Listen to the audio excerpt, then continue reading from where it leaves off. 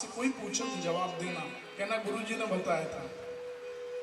आपको याद रहेगा कि एक कथा हुई थी जिसमें गुरुजी ने ये बात बताई थी कि बाबा भगवान कैसे हैं।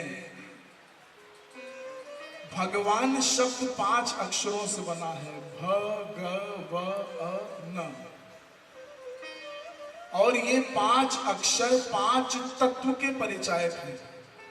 भ से भूमि, ग से गगन, व से वायु, अ से अग्नि और न से नीर अर्थात जल। इन 5 तत्वों से ये शरीर बना है, इन 5 तत्वों से ये सृष्टि बनी है, इनके अलावा कुछ और है ही नहीं। तो ये 5 तत्व जिसके नियंत्रण में है वो कौन है? भगवान है। अब यहां पर प्रश्न ये है कि क्या बाबा भगवान हैं? कैसे हैं? चरित्र में कथा आती है कि औरंगाबाद के निजाम स्टेट के धूप गांव में चांद पाटिल को बाबा ने दर्शन दिया है शिरडीनाथ में। जब दर्शन दिया है तो बाबा ने अपने चिमटे से भूमि पर जोर से प्रहार किया, ऐसा वर्णित है। और जब भूमि पर प्रहार किया है तो उसमें से अग्नि प्रज्वलित हो गई। It is mentioned in science चरित्र, यू कैन रीड। तो जब अग्नि प्रज्वलित हुई है तो बाबा ने उससे चिलम को जलाया, ऐसा उसमें लिखा हुआ है। लेकिन साफे के लिए आवश्यकता थी जल की, तो बाबा ने अपना चिमटा दोबारा उठाया, दोबारा से भूमि में उन्होंने मारा है तो जल की धारा प्रवाहित होने लगी। तो मारा भूमि पर, प्रकट हुई अग्नि और जल। ठीक है, तो ये 3 तत्व बाबा के नियंत्रण में हो गए, भूमि, अग्नि और जल। अब बचे 2, वायु और गगन।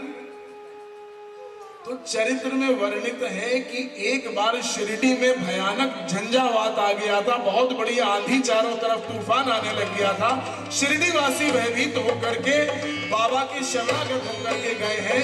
द्वारिका माई के बाहर खड़े होकर के उन्होंने बाबा को पुकारा है, त्राहिमाम त्राहिमाम, और बाबा से कहा है कि बाबा हमारी रक्षा कीजिए, बहुत बड़ा भयानक तूफान आया बाबा के अवतार काल में।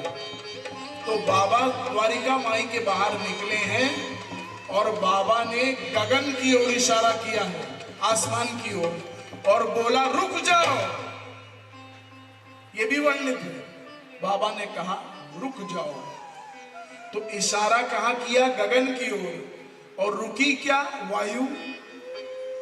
तो भूमि, गगन, वायु, अग्नि और नीर, ये 5 के 5 शिरडीनाथ के नियंत्रण में है।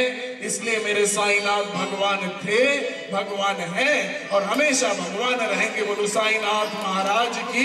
मानते हैं हम, किसी की सुनेंगे नहीं। अगर इस शरीर को आसू पटेल जी गुरु मानती हैं तो पूरी दुनिया इनके पास खड़ी होकर के कह दे कि ये गुरु नहीं है, तो ये कहेंगे तुम्हारे लिए नहीं है, मेरे लिए है। बात समझ रहे हो ना? इसी प्रकार से बाबा अगर हमारे लिए भगवान है तो हम किसी की सुनने वाले? अरे मैं तो उनसे ये भी कहता हूं कि तुम्हारे माता पिता तुम्हारे लिए भगवान है, तो वो कहते हैं हाँ है। तो मैं कहता हूं मेरे लिए नहीं है। क्यों? क्योंकि तुम्हारे माता पिता, अब तुम्हारे माँ बाप मेरे लिए भगवान क्यों होंगे?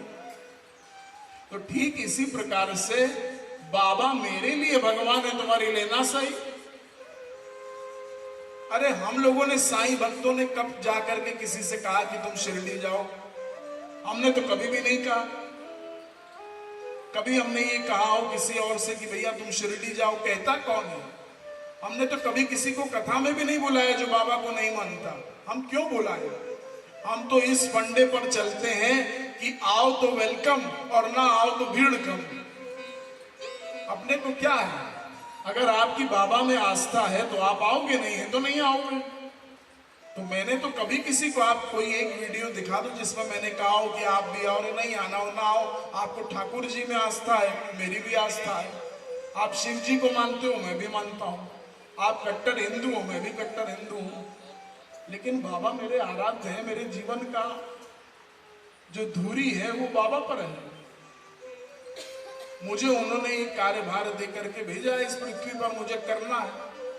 सुबह रहेंगे, शाम रहेंगे, हर पल आठों याम रहेंगे, और जब तक मेरे घट में प्राण रहेंगे तब तक साईं राम रहेंगे, तब तक साईं राम रहेंगे। जब तक रक्त की एक बूंद भी शरीर में है तब तक बाबा की कथा ही ये दास कहे।